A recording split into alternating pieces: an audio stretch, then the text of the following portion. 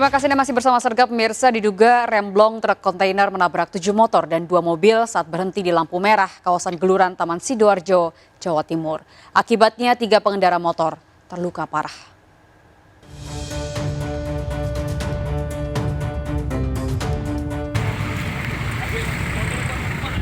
Kecelakaan ini terjadi akibat truk kontainer mengalami remblong di pertigaan Geluran Taman Sidoarjo. Truk menyapu 7 motor dan 2 mobil yang sedang berhenti di lampu merah. Akibat kecelakaan, 3 orang pengendara motor mengalami luka berat dilarikan ke rumah sakit.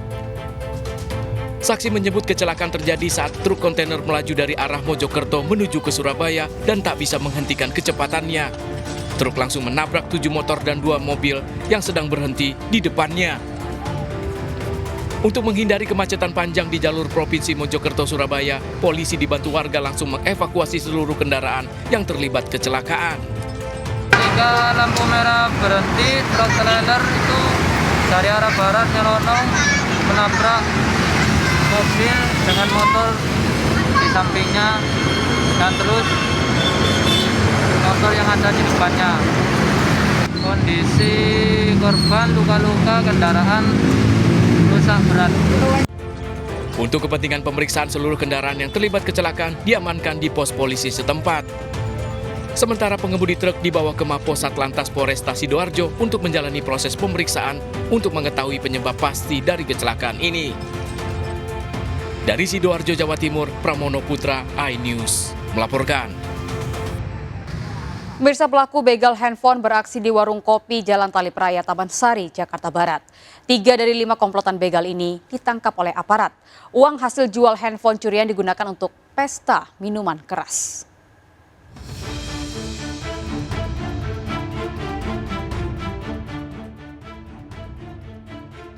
Dalam rekaman CCTV, 5 orang komplotan begal beraksi pada sebuah warung kopi di Jalan Talip Raya, Taman Sari, Jakarta Barat. Pelaku menggunakan senjata tajam.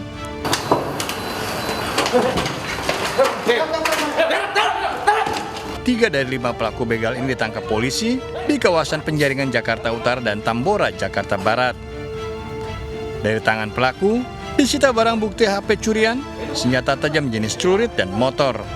Komplotan ini kerap beraksi di Jakarta dan Tangerang. Pelaku menjual HP curian seharga 300 hingga 500 ribu rupiah dan uangnya digunakan untuk pesta miras. Beberapa pelaku dan kita lakukan penyelidikan dan alhamdulillah keesokan harinya itu berhasil ditangkap. Yang sudah kita tangkap sebanyak 3 orang dan 2 lagi masih DPO.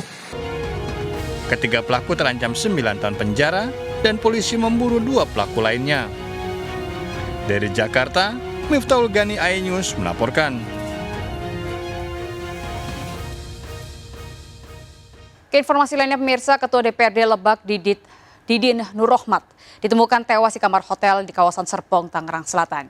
Diselidiki penyebab tewasnya korban, polisi memeriksa sejumlah saksi termasuk seorang wanita yang bersama dengan korban di dalam kamar.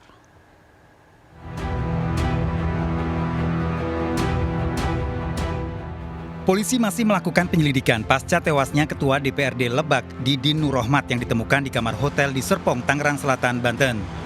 Meski tidak ada tanda kekerasan, polisi memeriksa sejumlah saksi, termasuk seorang wanita berinisial L yang saat kejadian berada di dalam kamar bersama korban. Selain memeriksa saksi, saat olah TKP, polisi menemukan sejumlah obat-obatan di kamar hotel.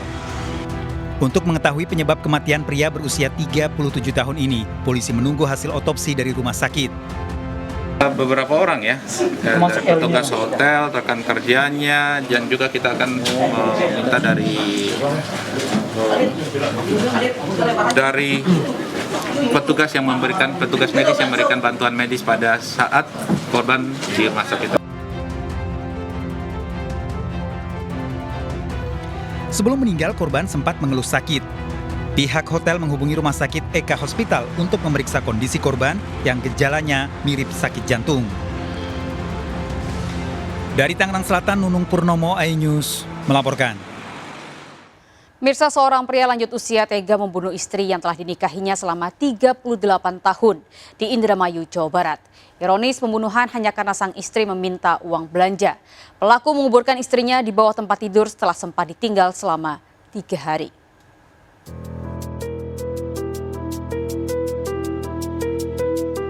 Mustafa, 70 tahun, dibawa ke Mapolres Indramayu, Jawa Barat karena diduga telah membunuh Junah, istrinya sendiri. Pelaku diperiksa intensif polisi. Terungkapnya pembunuhan ini mengejutkan warga karena selama 40 hari Junah dikabarkan menghilang oleh suaminya.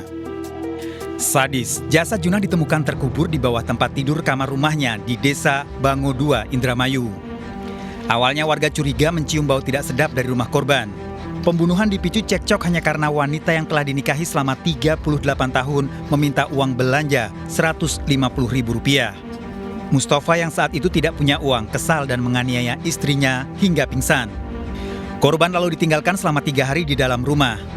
Sekembalinya Mustafa panik mendapati sang istri sudah tidak berdaya dan langsung menguburnya di bawah tempat tidur. Diketahui pasangan suami istri ini hanya tinggal berdua sedangkan ketiga anaknya jarang pulang ke rumah orang tua. Ini hasil pemeriksaan sudah mengerucut kepada sang suami, yaitu saudara M. Melihat istrinya sudah meninggal dan berbau, si pelaku ini inisiatif untuk menguburkan istrinya sendiri di dalam kamar. Polisi telah memeriksa 5 orang tetangga sebagai saksi. Saksi menyebutkan belakangan pasutri ini kerap diwarnai perselisihan. Polisi masih menunggu hasil otopsi jasad korban di Rumah Sakit Bayangkara, Losarang. Dari Indramayu, Jawa Barat, To Iskandar, iNews melaporkan. Pemirsa mengingatkan suami agar tidak pulang malam. Seorang wanita justru dianiaya. Padahal korban menyampaikan pesan dari orang tua suaminya. Akibat penganiayaan ini, korban mengalami sejumlah luka.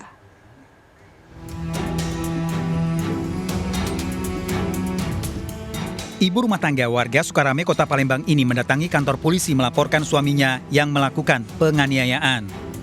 Akibat dianiaya suami, wanita berusia 23 tahun ini mengalami sejumlah luka lebam. Penganiayaan berawal saat korban mengingatkan suaminya untuk tidak pulang malam. Korban mengingatkan karena pesan dari orang tua pelaku. Terus aku ngomong sama dia, kau jangan keluar, soalnya mama tadi ngomong kayak ini. Aku jelasin sama dia udah setuju kak. Dia udah setuju, dia narik aku ke kamar, dia nerjang aku, dia jambak aku. Terus posisi di situ kan mertua yang lanang itu udah bisa jengok. Nah yang mertua yang cewek itu sudah tuonian. Dia udah dipisah. Iya dipisahin. Nah sampai mertua itu yang dua-duanya tuh tergeletak juga. Polisi kini melakukan penyelidikan dari laporan korban yang telah menyertakan bukti visum. Dari Palembang, Sumatera Selatan, Muhammad David, iNews melaporkan. Pemirsa, minibus yang ditumpangi 7 orang menghantam pohon di jalur Banjar, Pangandaran, Jawa Barat. 1 orang tewas dan 6 lainnya mengalami luka-luka.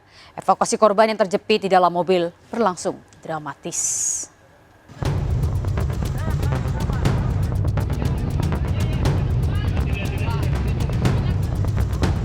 Warga berupaya mengevakuasi seorang wanita dari dalam minibus yang ringsek usai menabrak pohon di Karangmulya, Jalan Raya Banjar, Pangandaran, Jawa Barat. Kondisi korban terluka parah. Akibat tabrakan 1 penumpang tewas, 5 penumpang lain dan pengemudi minibus luka parah. Kecelakaan berawal saat minibus yang dikendarai Fatur Rahman menuju arah Pangandaran dengan kecepatan tinggi. Setibanya di lokasi, mobil berusaha menyalip kendaraan di depannya. Diduga sopir mengantuk sehingga saat menghindari kendaraan dari arah berlawanan, mobil oleng ke kanan jalan dan menabrak pohon. Mobilnya ada mobil dari arah berlawanan, kendalikan, oleng. Dari arah mana tuh? Mobil yang kecelakaan dari arah Tasik menuju arah Pangandaran. Itu ada 6 orang yang masuk ke puskesmas pada Herang, yang 1 meninggal dunia sudah kami antar ke rumahnya di Tasik di Jalan Bypass. Dan yang 5 masih ada di sini akan kami rujuk ke RSOP Ciamis dan RSU Banjar. Semua korban dievakuasi ke puskesmas pada Herang sebelum dibawa ke RSUP Tasik dan RSUD Kota Banjar. Dari Pangandaran, Jawa Barat, Irfan Ramadiansyah, iNews melaporkan. Pemirsa, warga digemparkan dengan temuan mayat pria di pintu air Kalimalang, Pondok Kelapa, Jakarta Timur. Terdapat luka di wajah korban. Mayat tersangkut di pintu air hingga menyulitkan evakuasi.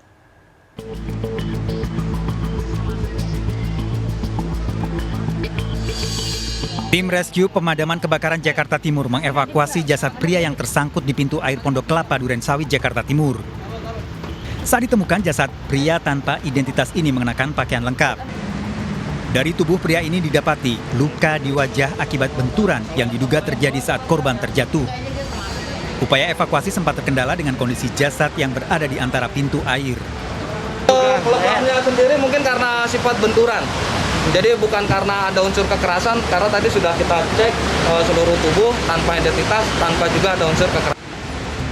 Setelah diidentifikasi, jasad korban yang diperkirakan berusia 25 hingga 30 tahun ini dibawa ke RSCM Jakarta. Polisi masih menyelidiki penyebab tewasnya korban. Dari Jakarta, Rio Manik, iNews melaporkan. Pemirsa, gagal merusak kunci motor sport. Seorang pria mencuri motor Matic di rumah kos kawasan Senen, Jakarta Pusat. Hanya dalam hitungan detik, pelaku membawa kabur motor setelah merusak kunci. Aksi pencurian ini terekam kamera CCTV.